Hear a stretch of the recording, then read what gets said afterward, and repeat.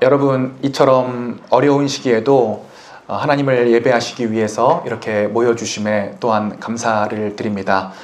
그리고 저도 이와 같은 시기에 빌립보서를 여러분과 함께 강해하여 설교할 수 있다는 것을 굉장히 은혜롭고 영광스럽게 생각을 하고 있습니다.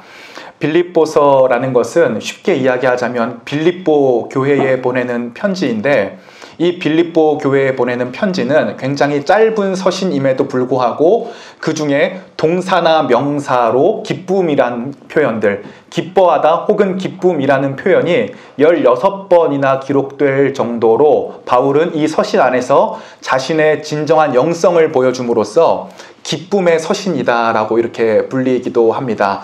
그런데 우리가 이 기쁨이 어떠한 기쁨인지에 대해서 눈여겨볼 필요가 있습니다. 왜냐하면 이 빌립보서를 흐르는 모든 상황 자체가 굉장히 어렵고 힘든 상황이기 때문이에요. 몇 가지 어려운 점들이 있었는데, 첫 번째로는 바울의 상황이 지금 감옥에 갇혀서 죽을 날만 기다리고 있는 상황이었습니다. 특별히 앞에 PPT를 통해서 1장 13절을 보시면, 이러므로 나의 매임이 그리스도 안에서 모든 시위대 안과 그 밖의 모든 사람에게 나타났으니, 그가 감옥에 실제로 쇠사슬에 매인 상태에서 시위대가 본인을 지키는 그런 일들, 즉 감옥에서 자신의 인권이 철저하게 무시당하는 상황을 겪었다라는 것입니다. 그리고 이 빌립보서를 가지고 빌립보 교회, 이 편지를 가지고 빌립보 교회에 전하는 에바브로디도라는 사람이 있었는데, 이 에바브로디도라는 사람은 이 빌립보의 그 서신을 가져다 주는 사역 때문에 병을 얻어서 거의 죽을 뻔했는데, 27절, 28절에 보니까 그가 병들어 죽게 되었으나 하나님이 그를 긍휼히 여기셨고 그러므로 내가 더욱 급히 그를 보낸 것은, 이렇게 얘기하는 이유는 바울의 사역을 도와줄 사람이 없었어요. 바울이 감옥에 갇히고 나니까 그를 돕던 수많은 사람들이 모두 바울을 떠나갔고 그는 감옥 속에서 혼자 외로움을 겪어야 했습니다. 그것을 2장 21절에는 이렇게 표현하고 있어요. 그들이 다 자기 일을 구하고 그리스도 예수의 일을 구하지 아니하되. 조금 어감이 잘 와닿지 않아서 제가 세번역 성경으로도 준비를 했거든요. 세번역 성경으로 2장 21절 우리 스크린을 통해서 다 같이 읽겠습니다. 시작. 모두 다 자기의 일에만 관심이 있고 그리스도 예수의 일에는 관심이 없습니다. 바울은 굉장한 고독함을 느꼈고 혼자 하나님의 일을 해 나아가야만 한다는 상황 속에서 자신의 일을 열심히 도와주던 에바브로디도가 거의 죽을 병에 걸렸고, 그 죽을 병에 걸려서 회복된 지 얼마 안 되는 에바브로디도에게 또다시 이 빌립보서라는 편지를 쥐어서 먼 길을 떠나보내야 한다는 사실이 굉장히 마음 아프게 느껴졌어요.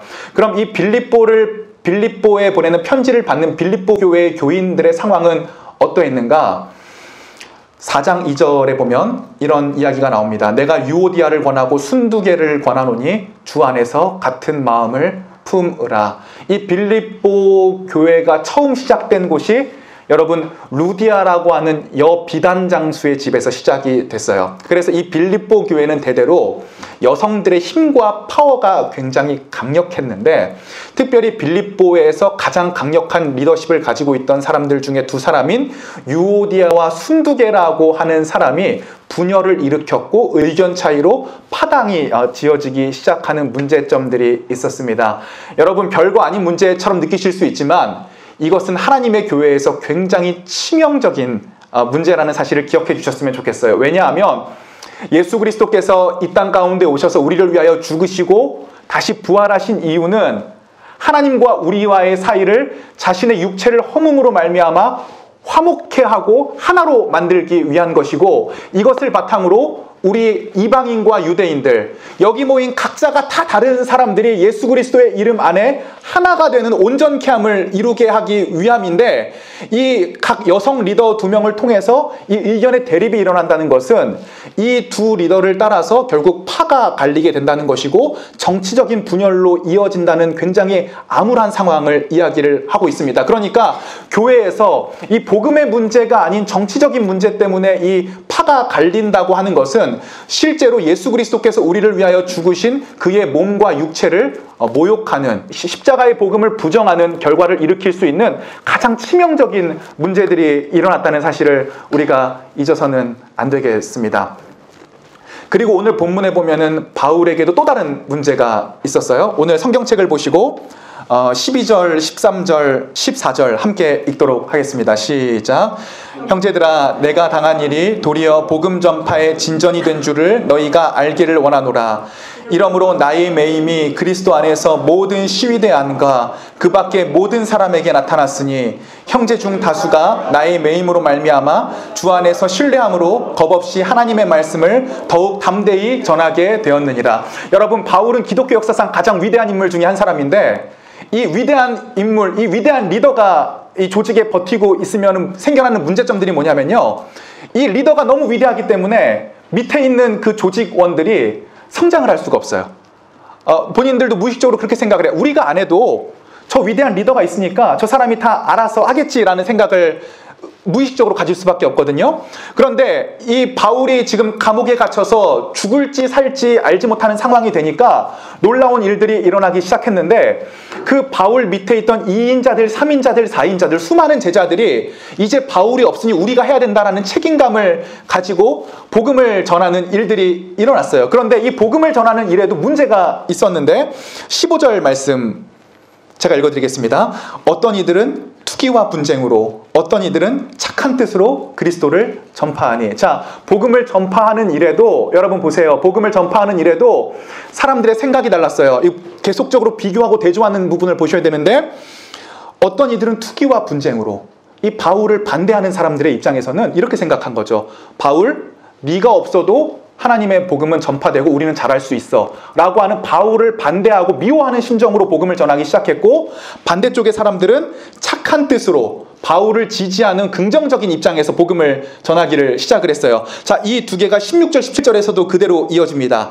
이들은 내가 복음을 변증하기 위하여 세우심을 받은 줄 알고 사랑으로 하나. 사랑으로, 착한 뜻을 가진 사람들은 바울에 대한 사랑함으로 복음을 전했고, 또 반대파는 17절 다 같이 읽도록 하겠습니다. 시작. 그들은 나의 매임에 괴로움을 더하게 할 줄로 생각하여 순수하지 못하게 다툼으로 그리스도를 전파하느니라. 아멘. 여러분, 여기서 우리가 굉장히 유용한 성경적인 원리를 하나 깨달아야 됩니다. 여러분, 세상에서는요, 저와 여러분들에게 이것이냐 아니냐라고 하는 이분법적인 논리로 항상 선택을 강요합니다. 예를 들자면, 이 일이 너에게 이익이 되느냐 안 되느냐. 우리는 다 개인적으로 우리에게 본능적으로 이걸 파악을 해요. 이 일이 나에게 이익이 되느냐 안 되느냐. 특별히 요즘에 바이러스가 기승을 부리고 있을 때는 우리는 다 이와 같은 방식으로 우리 자신을 기준으로 이것을 판단을 하죠. 이 현재의 상황이 나에게 위협이 되느냐 안 되느냐.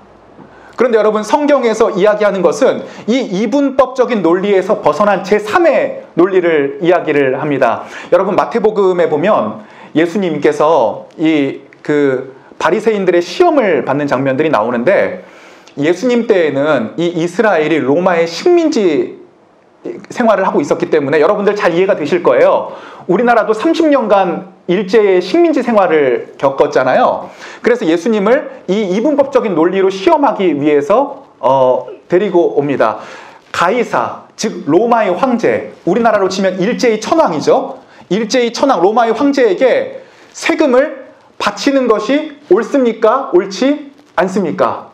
이런 식으로 이분법적으로 접근을 하는 거예요. 그러면은 세금을 바치는 것이 옳다라고 얘기를 하면 당신 매국노네, 이런 식으로 올가매는 것이고, 세금을 바치는 것이 옳지 않다라고 하면은 반역자네 라는 식으로 올가매려고 하는 것입니다. 그런데 여기서 예수님께서 기가 막힌 대답을 하세요. 이런 얘기를 하십니다. 가이사의 것은 가이사에게, 하나님의 것은 하나님께 돌려라. 아멘. 제가 유튜브를 시작하고 유튜브에서 자꾸 저에게 정치적인 이 색깔을 묻는 분들이 굉장히 많이 있어요. 어떤 분들은 기독교인이라고 하면 좌파여야 된대요. 정치적으로 좌를 따르지 않으면 예수님을 따르는 게 아니래요. 어떤 분들은 성경을 믿는 사람이면 정치적인 보수를 따라야 된대요. 저에게 이런 걸 가지고 이분법적으로 묻는 분들이 많이 있어요. 그런데 여러분, 예수님의 제자 중에서는요, 그 당시에 가장 보수적이었던 세리 마태가 있는가 하면 그 당시에 가장 극진보적이었던 열심당원도 있었다는 사실을 기억하셔야 돼요. 이 얘기는 뭐냐면 우리가 믿는 기독교와 복음이라고 하는 것은 정치적인 좌냐 우냐가 아니라 이것을 뛰어넘는 제3의 길, 새로운 길이라고 생각을 하셔야 된다라는 이야기입니다. 여러분, 세상은요 우리에게 계속적으로 이분법을 강요를 해요. 이 일이 너에게 이익이 되느냐 되지 않느냐, 혹은 현재의 상황과 관련해서는 이 현재의 상황이 너의 개인의 안위에 위협이 되느냐 되지 않느냐. 그런데 여러분, 오늘 본문에서 바울도 이 이분법에 빠질 뻔했어요. 나를 좋아하는 입장에서 복음을 전하는 사람이 당연히 사람 마음상 좋겠죠. 나를 반대하는 입장에서 복음을 전하는 사람은 당연히 사람 마음에서는 좋지 않겠죠. 그런데 여러분, 오늘 본문 말씀을 보세요. 18절 우리가 함께 읽도록 하겠습니다. 시작. 그러면 무엇이냐? 거칠애로 하나 참으로 하나 무슨 방도로 하든지 전파되는 것은 그리스도니 이로써 나는 기뻐하고 또한 기뻐하리라. 오늘 본문 18절 말씀에 기뻐하다라는 단어가 두 단어나 나와요. 이렇게 여러 가지 어려운 상황 속에서도 바울은 기쁨이 그 내면에 존재했다라는 사실이에요. 그러므로 우리가 현재의 어려운 상황을 이겨낼 수 있는 가장 중요한 복음적인 원리는, 여러분, 바이러스가 우리에게 위협과 두려움으로 다가오는 이유는 무엇일까 생각을 한번 해봐요. 궁극적인 원리는 우리도 그 바이러스에 걸려서 생이 끝날 수도 있을 것이라고 하는 우리 안에 위험한 요소들이, 불안감들이 있기 때문이에요. 거기다가 현대는 여러분들 역사상 여러분들이 인류가 경험해보지 못한 도시 공동체 사회를 지내고 있어요. 서울에만 약 1000만 명 정도가 몰려 살거든요. 저와 여러분들이 하루에도 접촉하는 수없이 많은 불특정 다수의 사람들이 있어요. 그럼 우리는 공포감이 있는 거예요. 저 사람들 중에 누가 바이러스에 걸린 사람이 있지는 않을까. 두 번째로는 현재는 디지털 세대인데, 디지털 세대다 보니까 우리가 이 현재의 상황에 대해서 실시간으로 이 정보를 공유할 수 있거든요. 저도 오늘 아침에 설교 들어오기 전에 원치 않는데 누가 연락을 주셔가지고 현재 바이러스 확진자가 556명이다라는 연락을 받았어요. 그러니까 우리는 계속적으로 그런 뉴스에 노출되다 보니까 우리의 마음속은 당연히 두려움의 씨앗이 그 안에 숨겨지는 일들이 일어나게 되는 것이죠. 그러니까 여러분들, 이 당시에 사람들이 가진 여러 가지 문제점들이나 사실은 우리가 가진 문제점들이 그렇게 다르지 않아요. 결론적으로 문제점은 무엇이냐면 아직 일어나지 않은 미래에 대한 불안감을 가지고 미리 염려하고 걱정한다라는 것이 문제입니다. 여러분, 제가 여러분들께 코로나 바이러스에 대해서 대비하지 말라는 것이 아니에요. 우리는 코로나 바이러스에 대해서 철저하게 대비해야 됩니다. 마스크도 쓰시고요. 손소독제도 잘 쓰시고요. 손소독제만 써도 코로나 바이러스가 다 대부분 사멸한다는 뉴스를 제가 봤거든요. 우리는 되도록이면 모임을 우리가 피해야 되고, 이런 조심한 것은 중요하지만 우리가 코로나 바이러스 때문에 우리의 마음속에 기쁨을 잃는 것은 옳은 것이 아니다. 우리는 어떠한 상황에서도 기뻐할 수 있는 하나님의 그 영적인 경지를 배우고 익혀야 되는데, 저는 이번 사건이 그럴 수 있는 가장 좋은 기회라고 생각이 들어요. 여러분, 지금 현재의 상황이 안 좋은 것은 그냥 객관적인 사실이에요.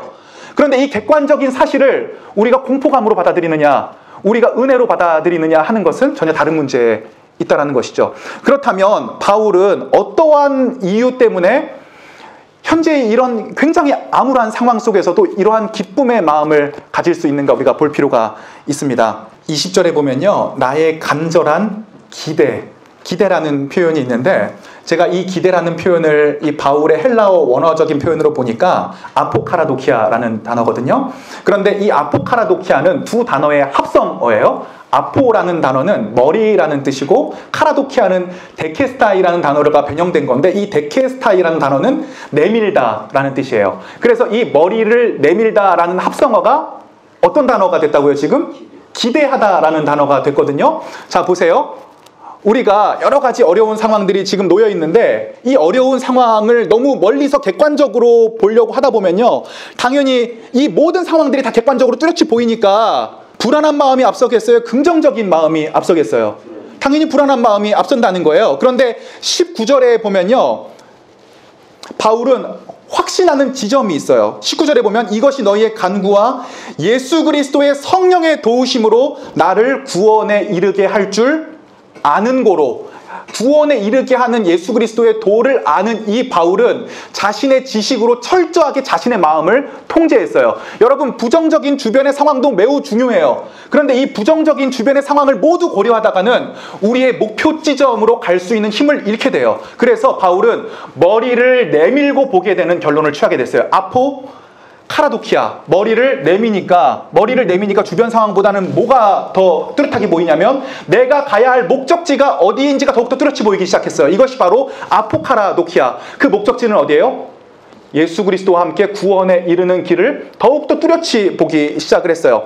그래서 첫 번째로 여러분들, 우리가 이 어려운 상황, 우리의 인생과 지금 어려운 시국을 견디면서 저와 여러분들이 함께 연습해야 되는 것은 너무 주변 상황을 다 일부러 고려하지 않는 거예요. 객관적으로는 봐야 돼요. 하지만 우리가 걸어가야 될 길이 어딘지를 명확히 보고, 때로는 아포카라도키아, 앞을 보고 주변 상황을 보지 않고 그쪽으로 뛰어갈 수 있는 담력과 의지와 믿음이 필요하다라는 것입니다. 두 번째는 아무 일에든지 부끄러워하지 아니하고, 이것을 원어적으로 보면 어떤 뜻이 있냐면, 하나님 외에 다른 일로는 내가 수치스럽게 될 수 없다라고 하는 강력한 믿음들이 숨겨 있어요. 여러분, 우리가 두려워하는 게 뭐예요? 바이러스 걸려서 수치스럽게 될까봐 두려운 거 아니에요? 내가 경제적으로, 나의 미래가, 그리고 건강적으로 이 우습게 되어서 내가 하나님 앞에 버림받은 것처럼 보이고 사람들이 나를 수치스럽게 볼까봐 두려운 게 아니겠어요? 그런데 바울은 그렇게 생각하지 않았어요. 바울은 사람들은 나를 수치스럽게 만들 수 없다, 나를 수치스럽게 만들 수 있는 것은 오직 하나님뿐이다 라는 강력한 마음의 동기들이 있었어요. 여러분들, 이 한 가지를 확신하시기를 주님의 이름으로 축복드립니다. 세상 사람들이나 병은 우리를 수치스럽게 할 수 없어요. 오직 우리를 수치스럽게 할 수 있는 것은 바로 하나님뿐입니다. 그리고 마지막으로 세 번째가 가장 중요한데, 20절 마지막에 보면 온전히 담대하여 살든지 죽든지 내 몸에서 그리스도가 존귀하게 되게 하려 함이니. 보세요. 우리는 다 이 생각에 사로잡혀서 앞으로 전진을 못해요. 내가 사느냐 죽느냐, 그것이 문제로다. 삶이냐 죽음이냐. 아니에요, 여러분. 복음은 이 삶과 죽음을 초월한 제3의 길이에요. 복음은 삶과 죽음을 초월했어요. 여러분, 우리는 하나님과 우리와의 관계에서 죽었어요. 죄라는 것은 우리가 행동적으로 죄를 짓는다는 것이 아니라, 그런 뜻이 아니라 성경적으로 볼 때는 하나님과의 관계에서 죽었어요. 우리는 개인적으로는 하나님을 바라보거나 하나님께 나아갈 수 있는 아무런 내면적 힘이 없어요. 내적 힘이. 그래서 그 결론이 죽음이에요. 지옥이에요. 그 결론이 죽음인데, 예수 그리스도께서 우리 인생 가운데 오셔서 우리를 위해 죽으시고 부활하심으로 그 죽음을 모두 대신 담당하셔서 하나님과 우리와의 사이가 완전히 회복됐어요. 완전히 회복됐어요. 이게 복음이에요. 자, 그럼 여러분, 제가 문제를 하나 낼게요. 코로나가 큽니까? 예수님이 큽니까? 우리의 경제적인 문제나 건강의 문제나 우리의 진로의 문제가 큰가요? 하나님이 크신가요? 하나님께서 성경에 기록된 것처럼 진짜 우주를 만드셨고 지금 현재도 이 태양계를 자신의 손으로 직접 돌리고 있으시다면 하나님에게 있어서 저와 여러분들의 문제는 아무것도 아니에요. 이것이 복음이에요. 자, 그런데 여기서 이 존귀히 되다라는 말 잘 보세요. 존귀히 되다라는 말은 헬라어로 보면 메가 룬데세타인데, 벌써 메가라는 말이 여러분들 많이 딱 귀에 들리시죠? 제가 굉장히 기뻐하는 게 최근에 수유역에 메가커피가, 죄송합니다, 이런 사족을 좀 달았습니다. 메가가 뭐냐면 크다, 거대하다, 이런 뜻이에요. 거대하다. 그래서 메가 룬세타이라는 말은 뭐냐면은 어떤 것을 크게 만들다. 크게 만들다. 여러분들의 상황이 여러분들의 마음속에서 계속 커지고 있습니까? 아니면 예수 그리스도가 커지고 있습니까? 이 상황 속에서 우리도 모르는 사이에 상황이 커지고 있죠. 우리 마음속에 상황이 더 크게 보여요. 그런데 이 성경에서 얘기하는 것은 메갈룬세타이, 존귀히 되다. 예수 그리스도가 내 안에서 존귀하게 된다는 얘기는 예수 그리스도가 점점 내 안에서 커진다. 하나님을 생각하면 희망이 보이고 우리의 상황과 코로나를 생각하면 절망이 보입니다. 어떤 것을 더 크게 하시겠습니까? 이것은 우리의 선택의 문제예요. 제가 오늘 여러분께 나눈 성경 얘기들이 2000년 전의 얘기라고 생각하지는 마시기를 축복을 드립니다. 왜냐하면 시간이 변한다고 해서 인간이 변하는 것도 아니며 영적인 원리가 변하는 것도 아니기 때문입니다. 그저 상황만 변할 뿐이에요. 1947년, 그러니까 2차 세계대전이 끝난 지 2년 뒤에 영국의 전설적인 설교자인 마틴 로이드 존스는 빌립보서 강해 설교를 시작했습니다. 그 당시의 상황은 굉장히 암울했어요. 이미 47년이 돼서 소련과 미국의 냉전 체제가 무르익기 시작을 했고, 여러분들 2차 세계대전을 공부해 보시면 아시겠지만 이 독일이 나치가 이 대륙을 다 점령을 했거든요. 프랑스를 시작으로 대륙을 다 점령을 시작을 했는데 영국을 점령하지 못한 이유가 영국은 섬나라였어요. 나치는 육군은 강한데 해군이 약했어요. 그런데 그 당시에 영국은 전 세계 최고의 해군을 보유하고 있었어요. 그래서 이 건너가지를 못하니까 어떤 작전을 취했냐면 계속적으로 매일 영국에다가 이 폭탄을 떨어뜨렸어요. 비행기를 날려가지고. 그래서 마틴 로이드 존스 목사님의 교회의 채플에 폭탄이 떨어지는 것을 이 교인들이 모두 경험을 했습니다. 그래서 굉장히 암울한 시대였어요. 그때 마틴 로이드 존스 목사님은 빌립보서를 설교하면서 이 상황을 초월한 기쁨을 가진 그리스도의 경지가 무엇인지를 설교했습니다. 여러분, 제가 한 가지 더 얘기를 드릴게요. 과거에 2000년 전에 기독교가 로마 정부의 핍박을 받는 소수 종교였을 때 로마 전역에 2차례의 큰 역병이 일어났어요. 그래서 그 당시에 사회 분위기를 카르타고의 주교 디오니시스라는 사람이 이렇게 얘기했어요. 사람들이 질병이 처음 발생하자 아픈 자들을 내쫓았고 가장 가까운 자부터 도망쳤으며 병자가 죽기도 전에 내다버리고 매장하지 않은 시신을 흙처럼 취급했다. 이때 놀라운 일이 일어났어요. 이 역병으로 인한 혐오와 차별과 갈등이 가득했던 시기에 당시 사회 분위기를 거슬러서 다른 행동을 하던 자들이 있었으니 바로 기독교인들이었어요. 기독교인들은 역병을 두려워하기보다는 이교도를 포함한 모든 병자들을 헌신적으로 돌봤고 역병을 본인들의 신앙의 배움과 시험의 장으로 삼았어요. 그리고 자신들이 역병으로 인해 죽음을 맞이할 때는 헌신적으로 기쁨으로 생을 마감했어요. 로마의 황제였던 율리아노스라는 사람은 이 모습을 두고 이렇게 얘기했어요. 불경한 기독교인들은 그들의 가난한 자만 돕는 게 아니라 우리의 가난한 자까지 돕는다. 여러분, 이 당시의 기독교인과 우리의 결정적인 차이는 무엇일까요? 이들은 예수 그리스도께서 분명히 죽음을 극복하셨다고 믿었어요. 그리고 그 죽음을 극복하심에 우리가 참여함으로 말미암아 우리 인생에서 가장 중요한 문제가 해결됐다라고 생각을 했어요. 그것에 비하면 그들이 겪는 역병조차도 작은 것에 불과했어요. 여러분, 오늘 본문을 통해서 3가지를 기억했으면 좋겠습니다. 보통 우리는 나 중심적으로 생각을 해요. 이 상황이 나에게 이익이 되느냐 안 되느냐로 일희일비예요. 이 상황이 나에게 위협이 되느냐 안 되느냐로 일희일비예요. 그런데 복음은 제3의 길이에요. 첫 번째로는 아파카라도키아. 여러분, 수많은 상황을 객관적으로 보시되 여러분들이 가실 곳을 머리를 내밀고 바라보세요. 집중하세요. 예수 그리스도께 집중하시고 복음의 기쁨을 여러분들이 잃지 않을 수 있도록 현 상황을 극복하기 위해 계속적으로 본인을 설득하시고 기도하세요. 두 번째로는 현재의 상황이 우리를 부끄럽게 하지 못해요. 우리가 온전히 두려워할 분은 하나님 뿐이에요. 세 번째로는 존귀하게 되다. 메가 룬데 세타이. 우리 안에서 존귀하게, 예수님을 존귀하게 여기는 것은 예수님이 커지는 거예요. 예수님이 커져서 예수님이 보이면 희망이 보이고 우리의 환경을 보면 절망이 보입니다. 나보다 예수를 내 안에서 크게 만드시고 나보다 예수를 내 안에서 크게 만드는 우리가 되시기를 주님의 이름으로 축복을 드립니다. 아멘. 사느냐 죽느냐 양자택일에서 벗어나 이젠 우리가 결단할 때입니다. 내가 복음을 따를 것이냐, 복음을 따르지 않을 것이냐, 상황 속에 묻힐 것이냐, 상황을 초월하고 제3의 길을 따를 것이냐. 성령님께서 우리의 상황을 인도하실 것이라고 저는 믿습니다. 우리 잠깐 뒤에 불 꺼주시고 이 찬양 함께 불렀으면 좋겠는데요. 성령이 오셨네. 허무한 시절 지날 때, 깊은 한숨 내쉴 때 그런 풍경 보시며 탄식하는 분이네.